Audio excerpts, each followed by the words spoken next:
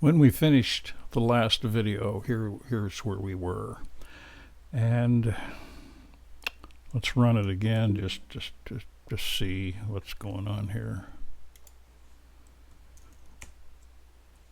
F5, and you see, in fact, okay, we've eliminated all the non-primes. You know, the thing that still always amazed me is how many are separated by 2. And you'd think that it's, when they got up into the jillions, that you wouldn't find it, but it happens a lot. And that's kind of an interesting thing, and that's something we can explore. But you really can't explore those in any way without programming it.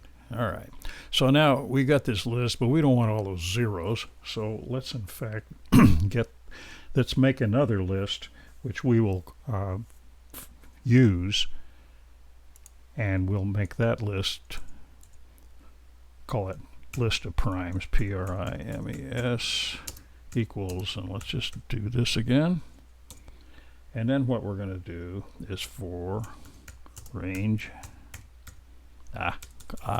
just do I again, and range. Well, you just call those dummies, they're indexes. Only now, how far?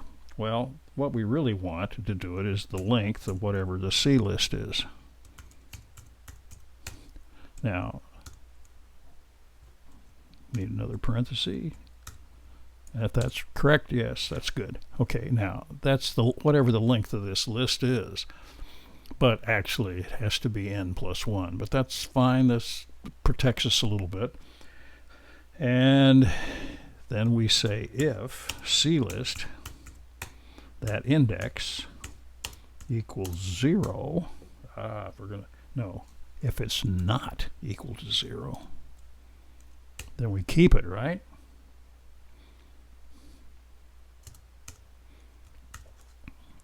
So if the C list is not equal to 0, then we just append it to the prime list. So we'll just build the next prime. LPRIMES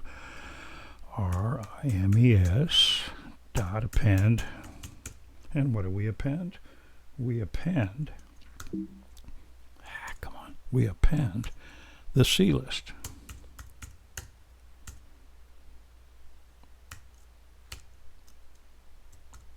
Does that make sense? Sure. Because what you're doing is, if this thing's not 0, we then just stack it onto this list. This list starts out with nothing, and then we start climbing through this this list, and when we find one that's not 0, we just stick it on, and that's all it's doing. All right, let's check it out, and let's print L primes, P-R-I-M-E-S. Not a bad idea to have a parenthesis back here, would it? Okay, let's run it.